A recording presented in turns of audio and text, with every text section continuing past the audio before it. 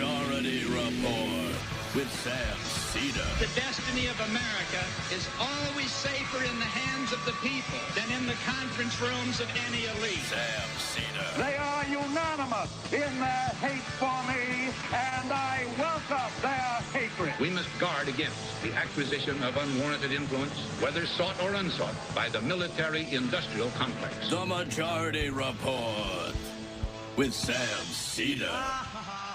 Ever get the feeling you've been cheated?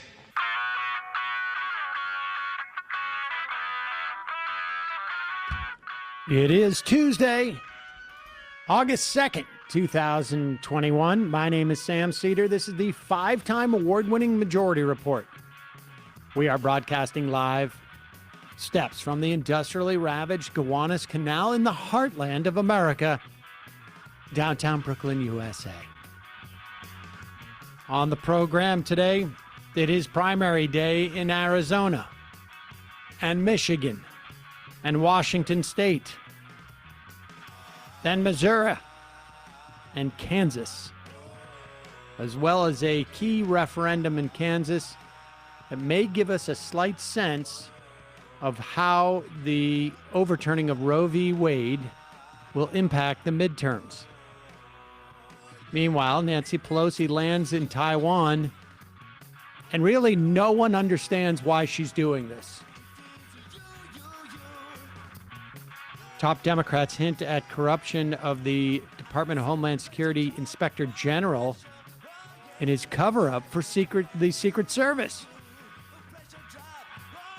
U.S. kills alleged bin Laden successor and planner of 9/11 by drone in Kabul.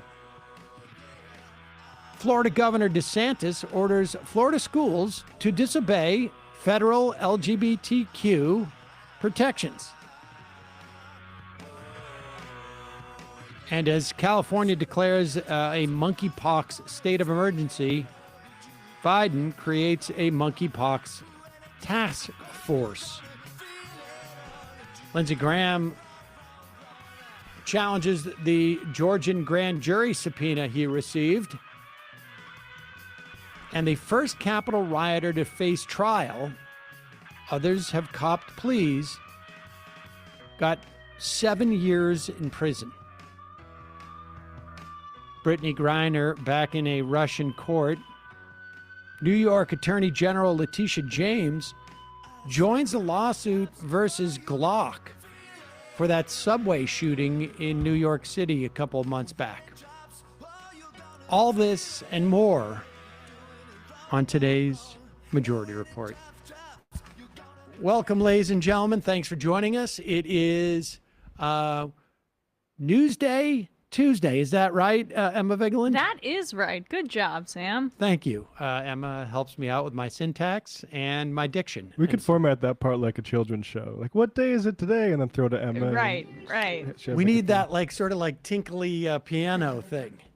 Like Pee-wee's Playhouse. We should do that. So it's Newsday Tuesday. And we should say this, a couple of house cleaning points. First off, the entire show may go away in some time during the next 2.5 hours. We have secured an air conditioner. Mm-hmm. It is a portable air conditioner. We can't put any in our windows in this building. And as we await our landlord to bestow upon us a new air conditioner that is like built in. What are those called? The wall unit, right? Some type of wall unit or something like that. And he was a little bit slow on the draw, so we went with this. And this... It looks like C-3PO. The air conditioner is bigger R2-D2. than it looked like online. And it's about... I don't know. Two tubes. It looks like a robot. It looks like it's a robot here to serve us. I think Sam was expecting like a boombox size. I thought it was going to be a little bit smaller. That is a 14,000 BTU. And the only problem is it crashes all the power. It blows the fuse in here. So we haven't quite figured that out yet. So in the event that we disappear during the course of this show, know that we'll be back on within 4 or 5 minutes. and that it's just a function of, right? I mean, that's fair. I mean, we are just I'd say drowning. 5'10", but yeah, 4 or 5 we can aim for. We're drowning in peacock money. That's why we were able to get the Yes. that air conditioning. Yep. Thank you, Peacock, for that as well. Thank you very much. Appreciate that. Let's see what we got here. Okay. Let's. Well, I guess we got to do this. It's all the rave right now. We were able to assassinate Ayman al-Zahawi. Supposedly, we killed no one else in this attack. Again, you say supposedly because give me a couple more weeks and maybe we'll find something different in that.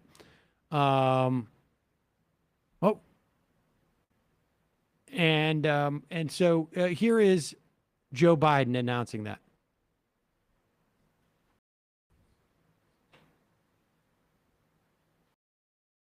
No day shall erase you from the memory of time.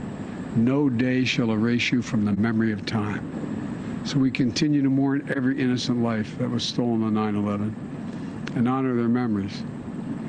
To the families who lost fathers and mothers, husbands, wives, sons and daughters, brothers and sisters, friends and co-workers on that searing September day, it is my hope that this decisive action will bring one more measure of closure. No day shall erase them from the memory of time. He really committed to that phrase. Yes. I mean, he liked it. It's a good thing that terrorism is over now. Well, I imagine it's not. This is someone we have apparently been trying to kill for 21 years. I was one of those people who believed that we should not have assassinated bin Laden if we had the opportunity to take him in at that time. I don't know that we had the opportunity to take in, to ever capture Ayman al-Zawahiri. And again, supposedly he was a Hellfire missile was shot from a drone, and he was on his balcony in a fairly ritzy area of Kabul. To the extent that you get ritzy areas in Kabul, I would imagine you get some level of ritz. And his family, who were either in the building or out of the building, were unharmed. And so supposedly he was the only one who was killed. I guess one could argue that he's an enemy combatant and we're in war. I have no idea what he was up to in that respect. But it is what it is. I don't know that it's going to make a material difference. I've read different things that suggest that Al-Qaeda is, they're going to have some measure of trouble because the succession is not as easy as it used to be for these organizations, and this one has lost some steam. Apparently, it will be less chaotic than the succession of power that we had in 2020, but it remains to be seen. I mean, it is interesting that this happened in Kabul after we've withdrawn from Afghanistan. I mean, I think there's two ways that you can look at it. One, what the hell was the point of this occupation for 2 decades of this country if we were supposed to be fighting Al-Qaeda and terrorism, and once the U.S. has withdrawn, then they achieve this goal. And then the other way you can look at it is, well, we are still going to have a presence there. And that presence will be from overhead and civilians will die. Yeah, they said explicitly when we pulled out of Afghanistan that we were still going to maintain over-the-horizon operations, and that's what they meant by this. It's poetic. We should also say the Taliban, part of the deal that Donald Trump negotiated with the Taliban was that you will not allow Al-Qaeda leaders to live in Afghanistan, and apparently that deal didn't quite work out. But yeah, it does show the sort of abject failure of the Afghan war. And I remember when we went in there, the vow was we're not going to leave this country destroyed like the Russians did. And we're not going to leave this country in ashes, and we're going to rebuild it. In fact, George W. Bush, who got elected by saying we're not nation builders, and then that changed after 9/11, and then it turned out it didn't change, that we're just nation destroyers and not nation builders. And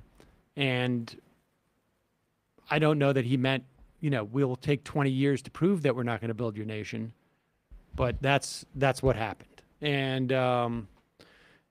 so here we are. I guess to the extent that there's any lesson to be learned from this, it is when we're on the brink of another conflict, is when one should deploy these lessons. I don't know what else there is at this point. Yay, we're not killing civilians. Okay. And that's not even a This guarantee. Yay, it appears like we may not have killed civilians in this attack. So, but there it is. Got a couple of words from our sponsors today. Z-Biotics. We've talked about this. They are little packages of a drink. It is a probiotic drink. And what it does, and I did not know this, I always assume that you get a hangover or you feel bad the next day after drinking really any amount now, particularly when you get to be my age. One drink, I'll feel it the next day. Is not from the dehydration that comes from alcohol. It is the byproduct in your gut, a toxic byproduct that comes from alcohol. So what you do is you drink a bottle of the Z-Biotics. Like I said, it's about this size, like a little, barely a shot. And you do this before your first drink. One bottle is all you need. You go out. You can have one drink or multiple drinks. It doesn't matter. You drink responsibly, of course. You pace yourself, get a good night's sleep. And with the Z-Biotics, the next day is actually like you're not a wasteoid. If you want to work out, you work out. If you need to focus or concentrate on something, you can do so. You feel refreshed, you make the most of your day. And Z-Biotics, what it does, like I say, it produces an enzyme that's sort of like the one that your liver does. It breaks down this byproduct. It is the world's first genetically engineered probiotic. It's created by altering the DNA of a natural probiotic bacteria that we eat all the time. Z-Biotics is not vitamins or plant extracts. There's no off-the-shelf ingredients. Z-Biotics has been rigorously tested and is FDA compliant for safety. If you're the kind of person who enjoys a drink with friends, or, you have your one cocktail during the cocktail hour before dinner, I guess. Or you disarm your enemies with drink. That's right. That's one way you do that. Like, Jesus. I don't. And, is your girlfriend? No. Like what are you doing at home? When I'm on Left Reckoning tonight, I might disarm myself with a Hey drink. guys, have a drink.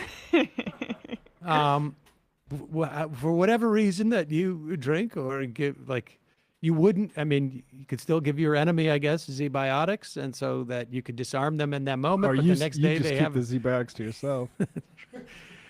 Matt's personality is really coming out in this one. It's like a side of Matt. I didn't realize how Machiavellian he was. What, like 7 years in? Yeah, I guess so. I've never seen this side of him where he weaponizes alcohol in this way.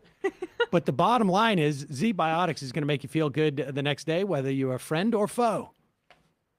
You get 15% off your first order of Z-Biotics pre-alcohol probiotic. Go to zbiotics.com/majority. Use the code majority.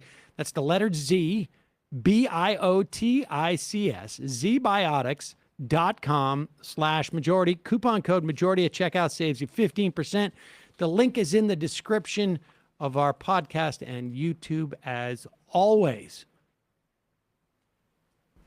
Also, another sponsor of today's program, Nutrafol. What is Nutrafol? Well, it's a holistic solution for men, although we know of women that have used it as well, which promotes both healthier hair and whole body wellness. So you don't have to choose between getting hair growth and your health. Nutrafol's whole body approach to hair growth, no drugs, no compromise. Nutrafol is the #1 dermatologist recommended hair growth supplement. It is clinically shown to improve your hair growth. It'll improve the thickness, and you will see visible scalp coverage. Nutrafol's hair growth nutraceuticals go beyond genetics to multi-target the root causes of thinning hair, including stress, hormones, nutrition, metabolism, aging, and lifestyle through whole body health. It's physician formulated. It uses natural medical grade ingredients. Nutrafol's drug-free. It is a patent technology which provides consistent, reliable results without compromising your sexual health. In a clinical study, men showed progressive improvement in hair growth and thickness after 3 and 6 months.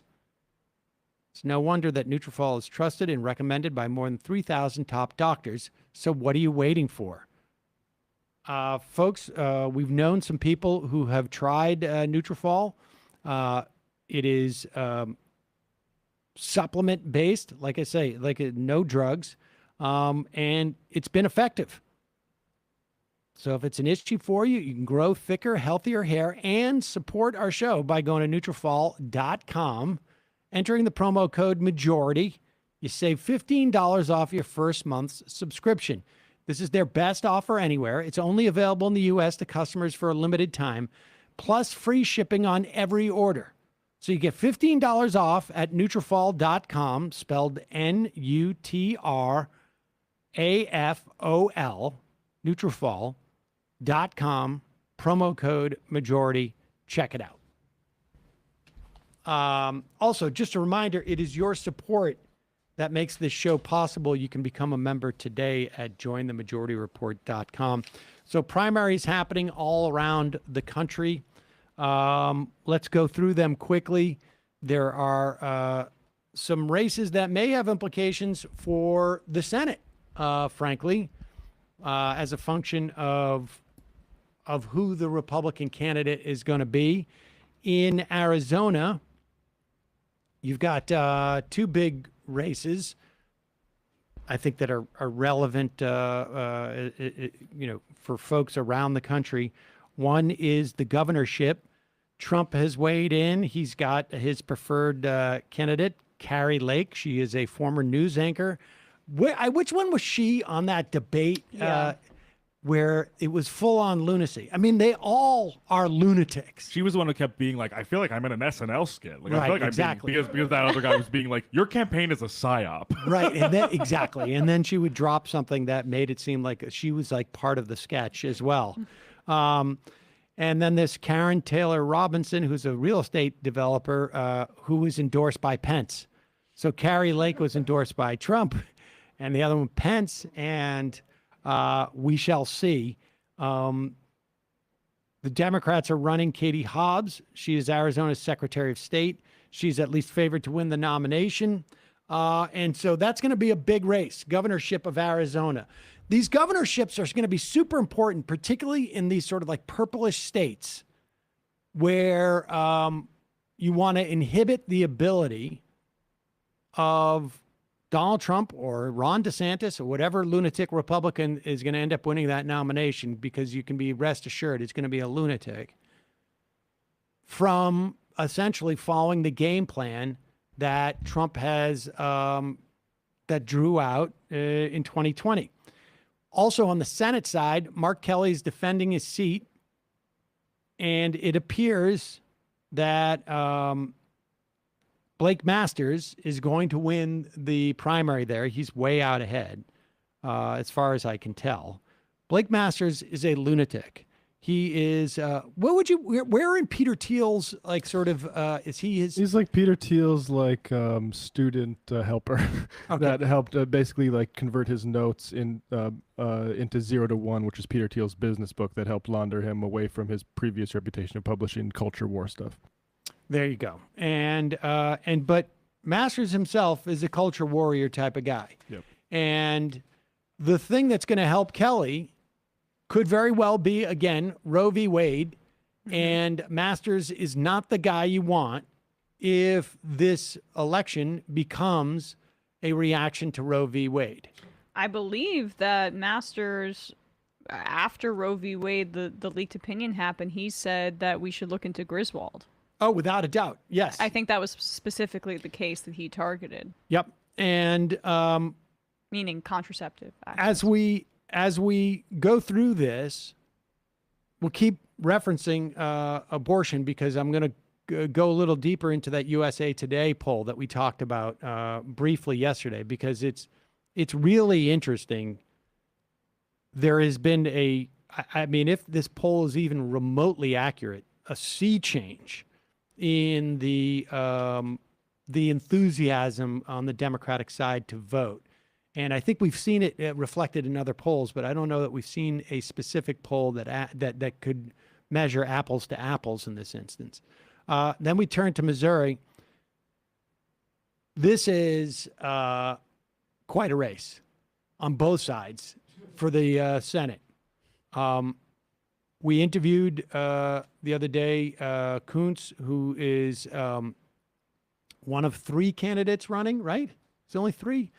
Toder, Kuntz, Trudy Bush Valentine, and Bush Valentine, who sounds honestly, like a name out of Mad Men. Honestly, we mentioned this before, dumped $5 million of her own money into her campaign, seemingly had only a passing understanding or awareness of some of the largest political issues in the country. I'm not, this is not hyperbole. Yeah. She seems clueless about some of the major issues of our time. Things like Citizens United, and not like she didn't know the details of, Citizens United tried to become a movie studio for 4 years so they could put ads for a documentary. No. She had no idea what the top line, this is one of the key rulings that essentially blew open the doors for unlimited money. Maybe something that she wouldn't necessarily be sensitive to because she has unlimited money. Because that Bush in the middle of those three names, Trudy Bush Valentine, stands for Anheuser-Busch, the beer. I mean, it's really instructive in that sense that, you would think that just anybody who's concerned about good government would want, but I mean, from the time I was in undergrad, anyone who I met who had a sustained interest in politics knew what Citizens United without was. without a doubt. And you would think as a candidate, you'd be very attuned to that, unless it I didn't even realize, why doesn't everybody just loan themselves $5 million to run for Senate? I mean, it really has that feel for it. We will see. The last poll we saw, they were pretty close, but Bush has this money and can get her name out there, and obviously, but we'll see. I mean, it's a midterm election. It's a primary, but we don't know how much abortion is going to play a role in this in terms of who ends up there. I mean, and it's also possible that Toder, who is certainly more progressive than Kunst, I think, but with far less of an opportunity to win, and far less of an opportunity to win both the primary and, frankly, the general election. Arizona's just not there yet. And what's that? Missouri. Excuse me. Missouri's not even remotely close to being there. Excuse me. And you got to really compare Kunz to Claire McCaskill. Right. And also know that you're 4 years away from where McCaskill lost. And so this would be a big upgrade for Missouri and completely unexpected. And you mentioned abortion. Hopefully, because Kansas shares a border with Missouri, right? I mean, there's going to be some sort of spillover from that ballot initiative. The media market that yes. Because of, right. But here's the interesting thing, right? it's going to create a very interesting dynamic in this primary, because your activists tend to be more progressive and they tend to vote in bigger numbers, relatively speaking, than your normie Dems in the context of a primary, particularly on an off-year election. However, we don't know who's going to end up voting because of that, of abortion, and because of their awareness of what's going on in Kansas. We also don't know who's going to vote because you have like a contested race and actually a real opportunity to maybe win.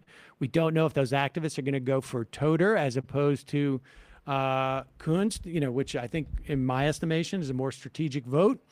So we'll see. And what's happening on the Republican side in Missouri is also one of the reasons which is raising the stakes of the Democratic primary. Because, as you know, Eric Greitens is running against Eric Schmidt. We'll get to that in a moment. The fact that they share a first name, which you would otherwise Those be are like, my two favorite Erics in the whole world. Totally. Now, reminder, Greitens used to be the governor of Missouri, but he ran into two problems. One was an investigation on fundraising issues. This is in 2018. And the other was a what appeared to be very credible allegation by his former hairdresser that he basically lured her to his house and assaulted her. Assaulted her. It is the details of that story too. People should look it up. We won't say it here, but it is allegedly a very violent assault. Now, prosecutors dropped, the investigation, but it's unclear why that happened too. But the former problem you list about his campaign finance impropriety, say Bush Valentine prevails in this primary, hopefully she doesn't, might be helpful for her to have an understanding of Citizens United if Greitens is the nominee on the other side. Yeah, it just might be important to have her know stuff about governing. Here is the twist, though, in this Republican primary. Everyone was vying for Donald Trump's endorsement. Who was going to be the Trump thing? And Trump, in a very boldly, it is a real sign of courage, came out and endorsed yesterday, a day before the election. And even more boldly, this is how Donald Trump decided between Eric Schmidt and Eric Greitens. This is off of Truth. This is a Truth tweet or whatever. What do we Truth call Social, I can't wait to re-truth that later. At Yes. Matlock on Truth Social. Missouri State Senate endorsement. There is a big, capital B-I-G, election. Now imagine you're reading this from one of the campaigns, and you're like, "Okay, here it is, folks. He came out with this endorsement." We got it. This is going to be big, and it's also like he capitalized election. He loves doing that. Well, I can understand why you all caps big, but then you capitalize the first letter of election. Why not just capitalize election, the whole word? But whatever. In the great state of Missouri, and we must send a MAGA champion and true warrior to the U.S. Senate, someone who will fight for border security, election integrity, our military and great veterans, together with having a powerful toughness on crime and the border. You already said border security. We need a person who will not back down to the radical left lunatics who are destroying our country. Good for him for capitalizing radical left lunatics. I trust the great people of Missouri on this one to make up their own minds, much as they did when they gave me a landslide victory in the 2016 and 2020 elections.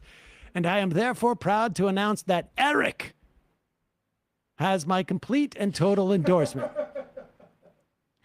In all caps, Eric. And then he capitalizes the C on complete and the T and the E on total endorsement. Eric Trump, like his spidey senses started going off wherever he was in Florida, and he was like, "Could this mean approval from Daddy?" And nah, not so that much. one, not that one. Just the ones in. Oh, and yeah, so right. and so, both Eric Greitens and this is actually this is the smartest move for both of them. Tweeted something to the effect of, "Well, here's Eric Greitens.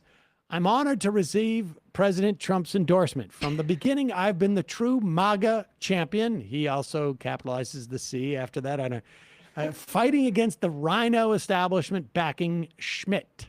President Trump said it best. What's Schmidt's first name? When he Or no, characterized Schmidt's campaign as great dishonesty in politics.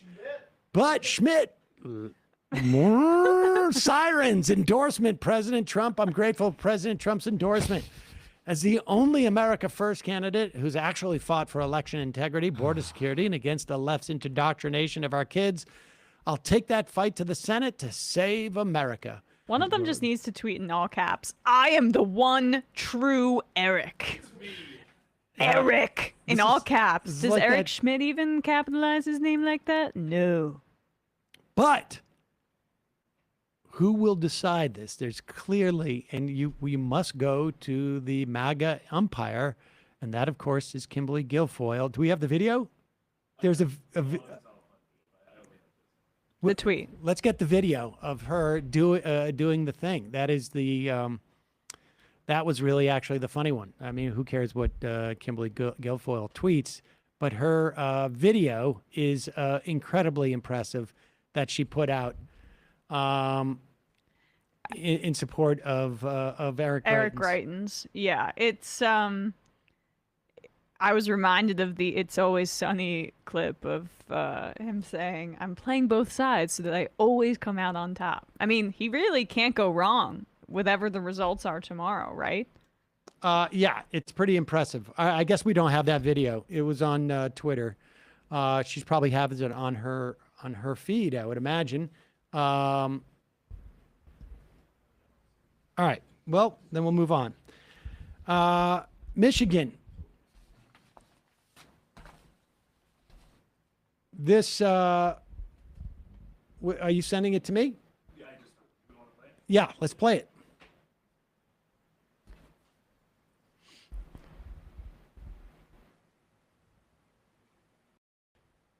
Missouri, get out there and vote for Eric Greitens, a true patriot who puts America first, the favorite of the MAGA movement. We need Eric's leadership in Missouri, in the United States. Missouri, get out there and that's vote. it. I mean, that is, She's like continuing with that cadence from the The best is yet to come. what is the best going Eric on? is coming. The best Eric is coming to Missouri. Let's try it again. Just as, like, Vote for Eric Greitens, a true patriot who puts like a America cross hang- a first, rosary the hanging down favorite from of the back. MAGA movement. We need Eric's leadership in Missouri, in the United States. Now, what do you think is going on here? That, like, I mean, Trump Jr. and the missus have been backing Greitens, and I guess they couldn't lobby their dad enough. I mean, like, what? yeah. Pretty sure it goes to show that it's not just Eric and Tiffany who don't have a direct line to their father. Right. It's Well, it also reminds you of Trump Jan and his 6, girlfriend. like- I mean, Don Jr. and his girlfriend. It reminds you of Jan 6, where Yeah. everyone's like, hey, maybe you should do something because your people are setting everything on fire. And it's like, who are you? And Well, I'm just and watching also TV. because Don Jr. was texting Mark Meadows to get to his father. Right? Like, could not call him directly. Had to go through Mark. I just wonder, like, I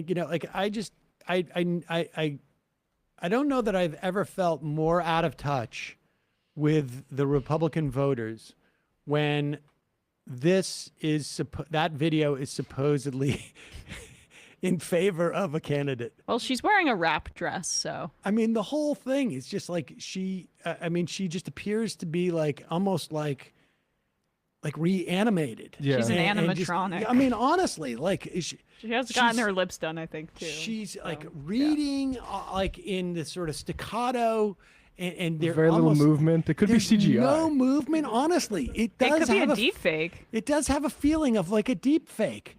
Like she sat down one day just to like record a whole bunch of different type of motor movements that they could simulate into the machine, and then she's like, "Okay, I'm gonna go on vacation." Her eyes are just sort of like completely like. No blinking. Eric Crichton is the only candidate. You must vote for him. And she just like he is the most MAGA. And it's like an emergency broadcast. The amount of makeup that she's put on for that, it's almost like she's not like it is like there's a Weekend at Bernie's quality, Uncanny Valley type thing. Like it's very strange. Jinx from Pokemon. But I guess I mean Gavin Newsom was into it. I guess so. I can't think of her without. Could you imagine if Newsom is the nominee in 24 and on the other side it's Trump and his family? That's a real super awkward. That's kind of messy. That actually might work for Newsom, honestly. Yeah. All right, moving to Michigan. Of course, the Gretchen Whitmer, the Democrat, is the incumbent for governor.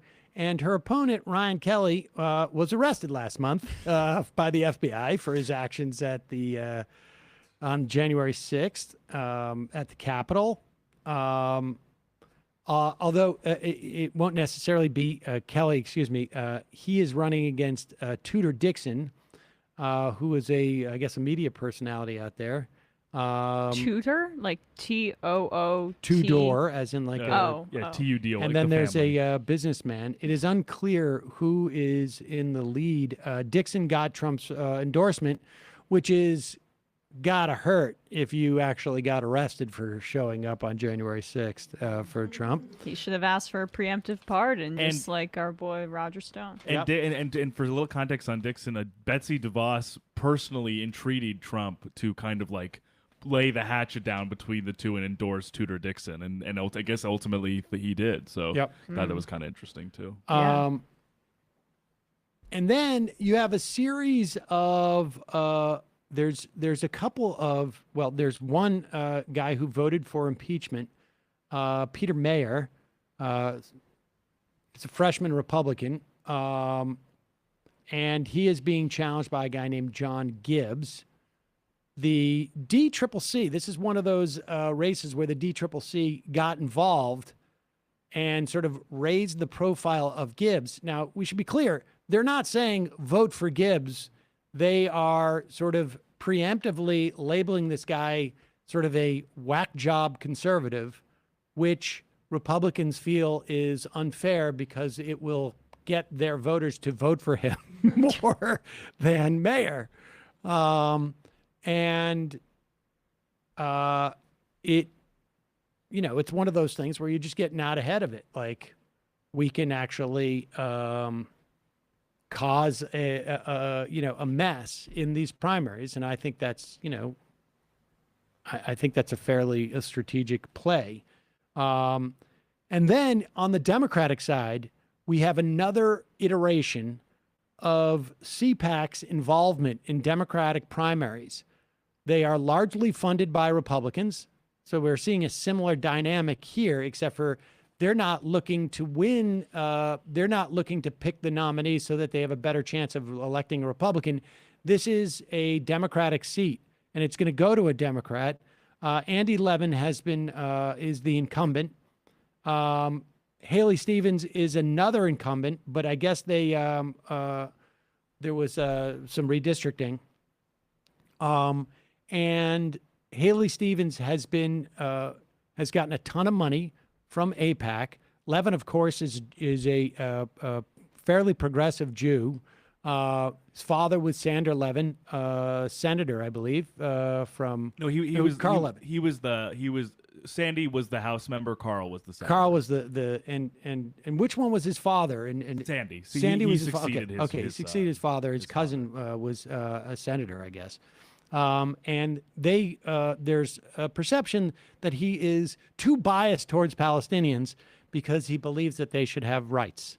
Well, Bernie Sanders did go and stump for him, right? So that's just proof he's just another self-hating Jew, just like Bernie. Yep. And what's interesting, again, is that when AIPAC gets involved in this and pours money into these races, they don't cut ads about Israel because, broadly speaking, Democratic voters have, are if they haven't left the bus already, they're stepping off the bus. And so it's not necessarily a winning issue for Haley Stevens to talk about Israel-Palestine. They'll attack Levin on a whole host of other things. And we shall see. This is another one where they put millions and millions of dollars into this. 3 of the 10 House Republicans who voted for impeachment are facing challenges. One of them, mayor. The others, Jamie Herrera Beutler and Dan Newhouse out in Washington State. That's what's happening out there. There's also some, more lunatics on the right of these people, and we will see. Then let's Kansas. This is going to be maybe fairly or unfairly perceived as the big litmus test as to just how much impact Roe v. Wade has. Now, I think, or the overturning of Roe v. Wade has had, I think it is, I would be very hesitant either way to perceive this as some type of indicator, because people are going out. It's one thing to go out and vote against, vote for a Democrat because Roe v. Wade has been overturned. It is another to go out and vote to make sure that abortion rights are protected. And that can cut both ways. You may see more Republicans come out as a way of voting to essentially get abortion banned in Kansas. Now, to be clear, the Kansas Constitution has been interpreted by the Kansas State Supreme Court as protecting a woman's right to choose. So the amendment is to essentially eliminate that protection. So you want to vote no if you're in Kansas on that amendment. There's been some shenanigans, my understanding, where people are, sending out robocalls implying that voting yes protects a woman's right to choose. That is not the case. You need to vote no. I don't know how much of a bellwether you can measure this as. Even if they come out and vote to maintain the protection for abortion, that's a direct one-to-one relationship with that outcome, as opposed to the bank shot of voting for Democrats, versus a Republican. Mm-hmm. At the same time, Republicans are going to be a lot more motivated to come out and strip women and folks who can get pregnant their right to decide to not be pregnant. And so Republicans may be a little bit more motivated in that election. We're going to have to wait and see. I saw the New York Times was speaking to people on the ground in Kansas about it, and they interviewed a Republican, or not a Republican, sorry, a self-identified independent who voted for Mitt Romney before, and he was saying, I'm very motivated. I want to protect a woman's right to choose, and I won't vote for any other candidate that supports a ban on abortion.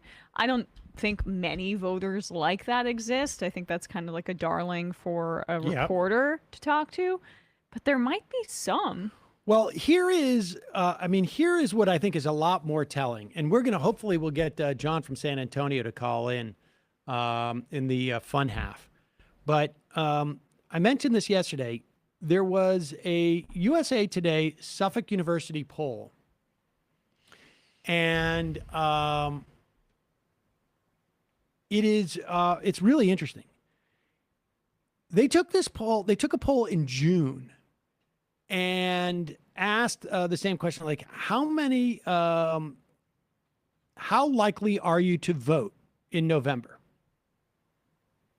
And I think the very likely was 29%. This is in June, right after I think it was right after the leak, but before the announcement. So it was after the leak. 29% of Democrats said very likely to vote.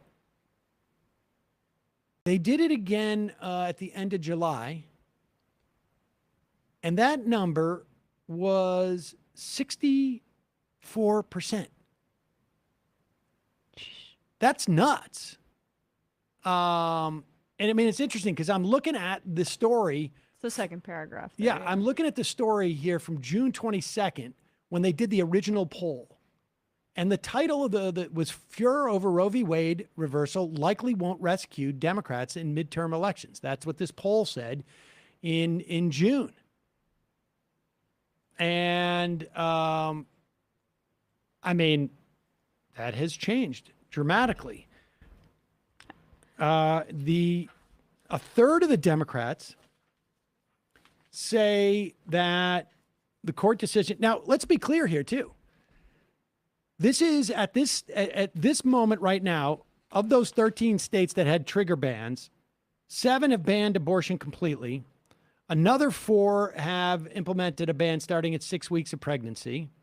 And so we can anticipate 2 more of those, probably whatever court cases are holding it up, to press the ban. And then it's conceivable over the next couple of months.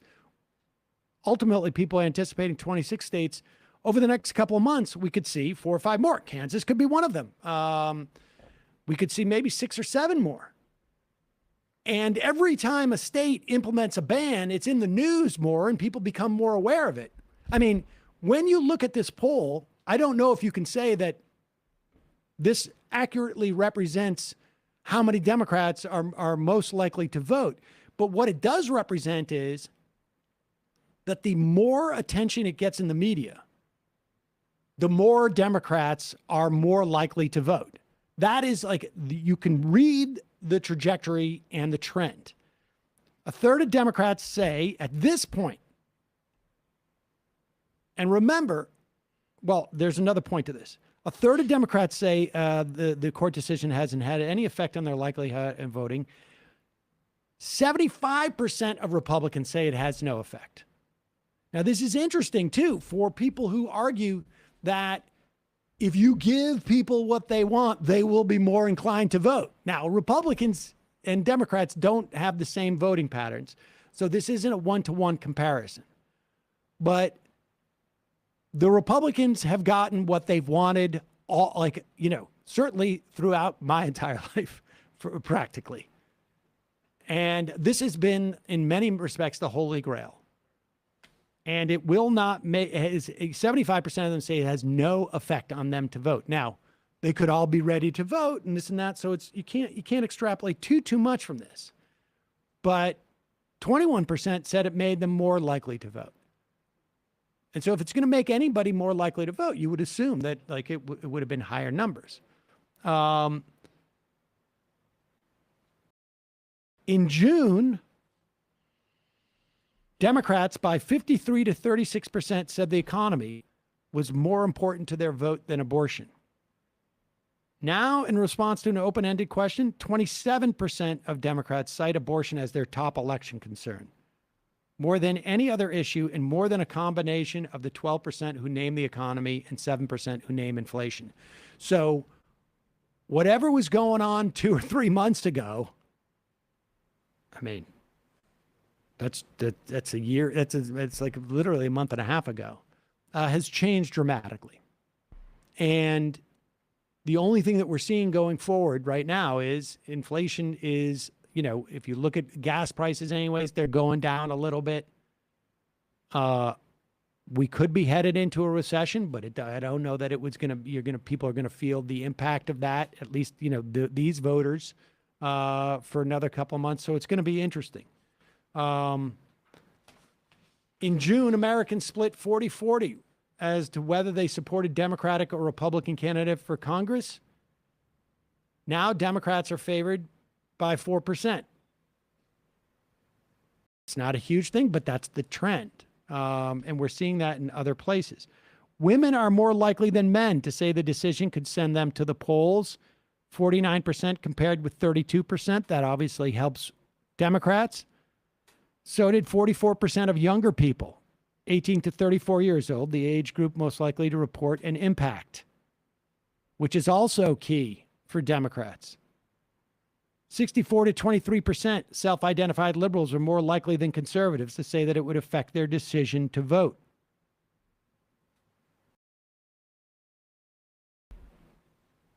And broadly speaking, across the board, asked to name the most important issue affecting their vote for Congress in November, 20% volunteered the economy. It's a combination of Republicans and Democrats. 16% abortion, 11% inflation.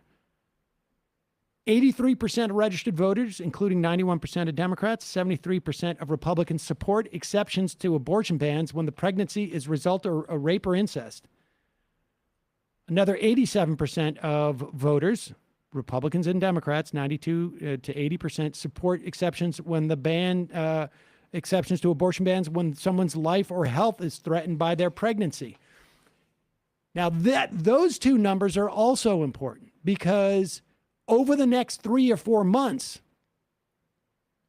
there's at least the possibility that we're going to hear more and more stories of women dying because of ectopic pregnancies, of people who can get pregnant dying of ectopic pregnancies, every day you can find a story that it reports out. Lawyers in this state hospital have told their doctors not to treat their patients until they basically go into sepsis.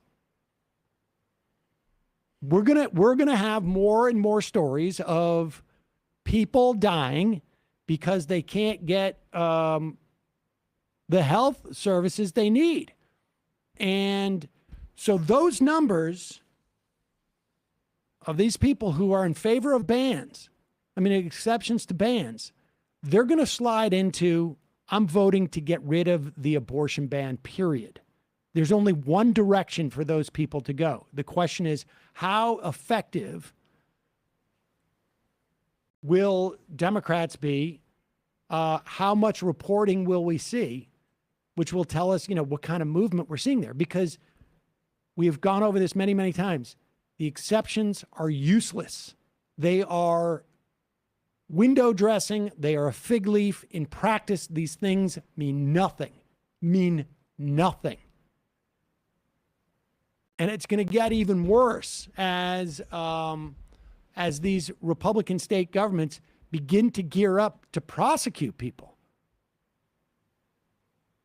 So it's going to be interesting to see how this impacts. Mark Joseph Stern has a good piece in Slate. When can dying patients get a life-saving abortion? These hospital panels will now decide. Remember death panels? Yep.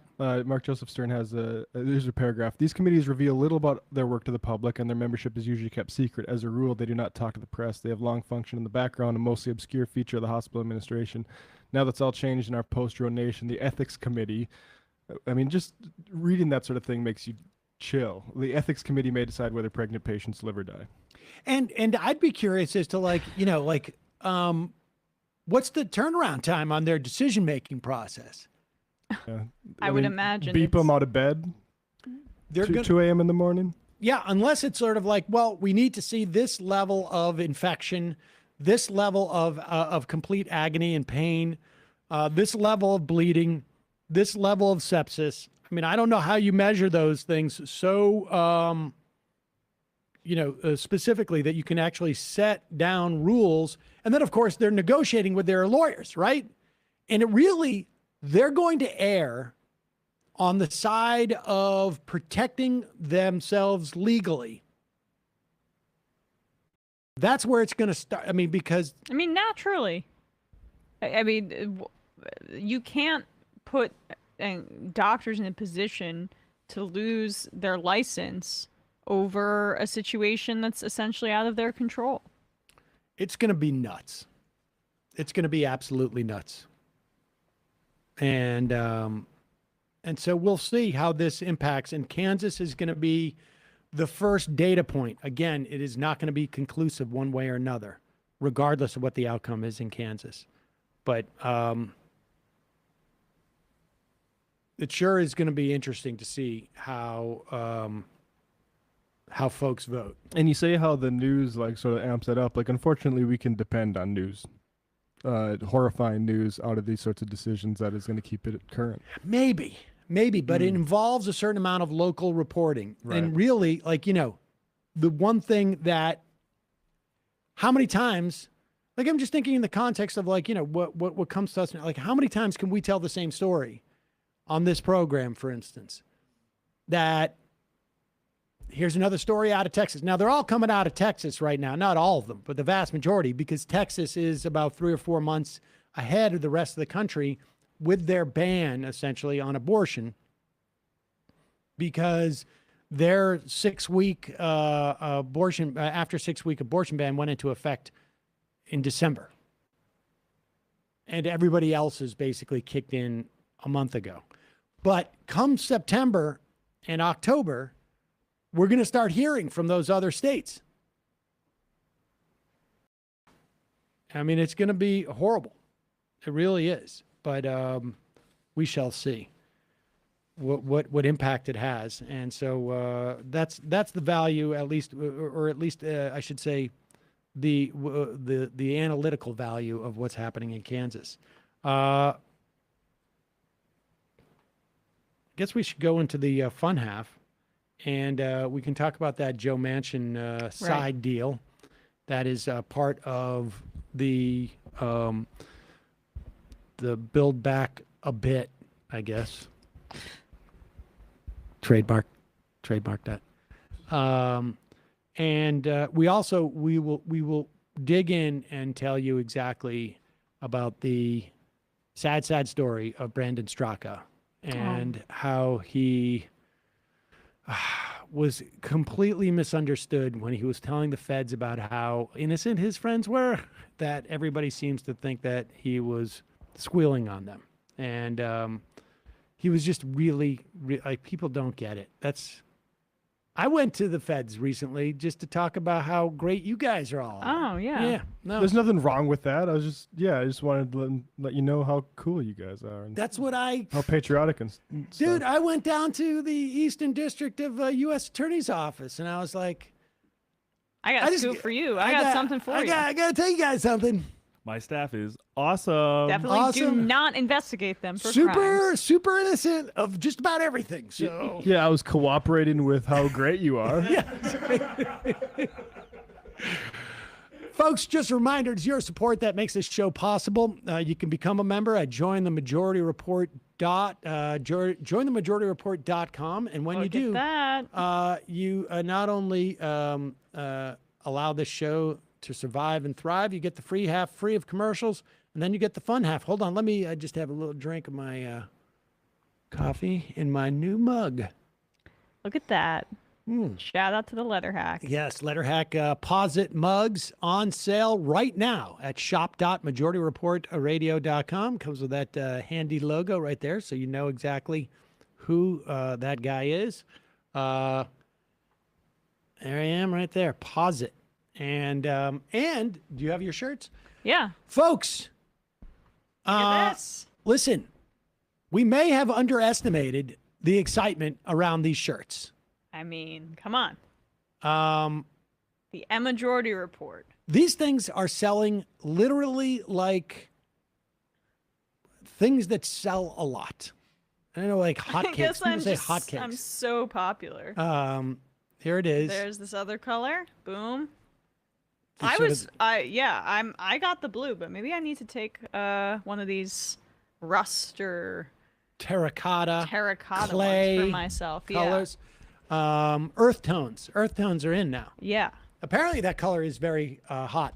Well, I wanted to, like, when I suggested the colors, I wanted it to be a little bit of a different kind of red and a little bit of a different kind of blue from the logo, because it's just, it's my spin on things. It's kind of an 80s vibe to that color, I feel like.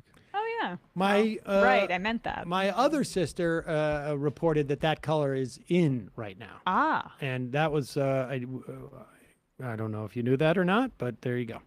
No, I really have no fashion sense. Well, congratulations. Maybe you have something inside you that you're not even aware of. Or maybe, right, exactly. I got to tap into that. speaking of something inside you that you're not aware of, Matt, what's happening in the Matt Leckian media universe? Oh, Emma Vigeland is going to be joining Left Reckoning tonight. So we're going to be talking about some fun things. There's a video I'm going to subject Emma. Oh, don't worry. I won't tell the U.S. Attorney's Office that anything wrong is happening. Yeah, I just went down and talked to Merrick Garland about how great Sam is. Just buddies chatting. Yeah, we're going to be talking about a few things, but I'm most excited about. Did you watch the woke fetus video? No, because I clicked on the link and it didn't work. It was a paywall or something. If it's been taken down, I'm going to be horrified. But well, there'll be fun stuff. We're going to be talking about the manosphere a little bit, and how bros are leaving women behind with the culture. Get Emma's response on that.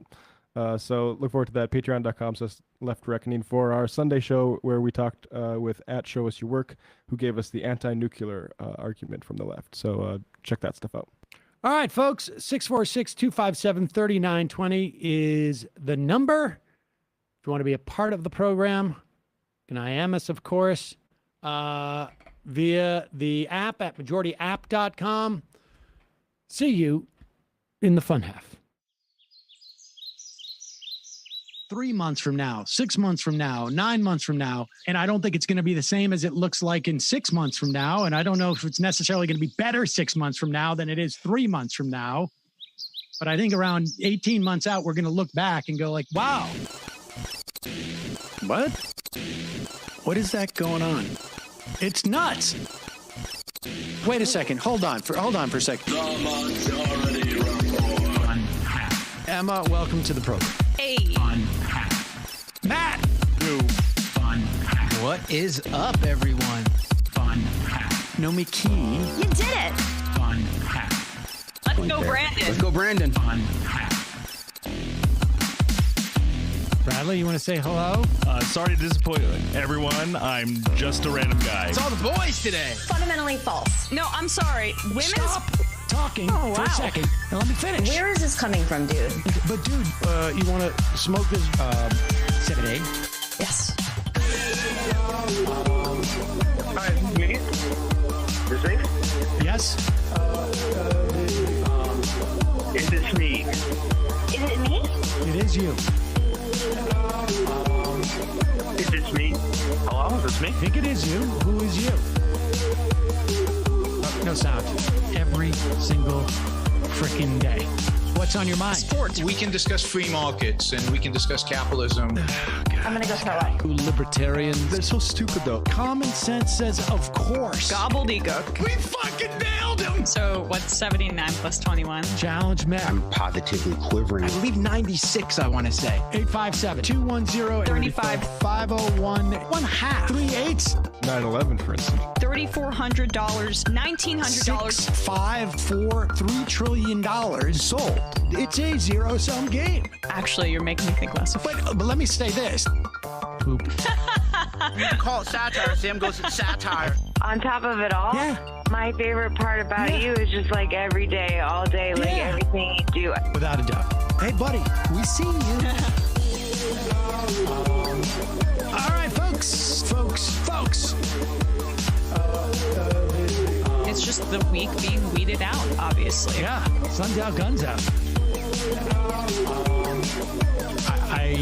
I don't know. But you should know. People just don't like to entertain ideas anymore. I have a question. Who cares? Our chat is enabled, folks. I love it. I do love that. Look, gotta jump. Gotta be quick. I gotta jump. I'm losing it, bro. 2 o'clock. We're already late, and the guy's being a dick. So screw him. Sent to a gulag? Outrageous. Like, what is wrong with you?